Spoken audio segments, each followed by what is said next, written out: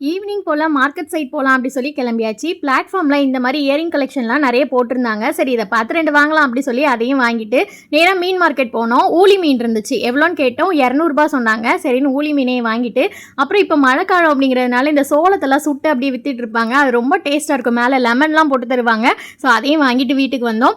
வீட்டுக்கு வந்ததும் இன்ஸ்டன்ட்டா பாயாசம் சாப்பிடணும் போல தோணுச்சு. ஆல்ரெடி காய்ச்சி வச்சின பால் இருந்தது. அது கூட கொஞ்சம் வறுத்த சேமியா, அப்புறம் சீனி எல்லாம் போட்டு முந்திரி, திராட்சை இதெல்லாம் நெய்யில வறுத்து போட்டு மிக்ஸ் பண்ணிட்டோம் அப்படின்னா சூப்பராக நமக்கு பாயாசம் ரெடி ஆயிரும். டைம் இல்லை அப்படின்னா இந்த மாதிரி டக்குன்னு செஞ்சு பாருங்க.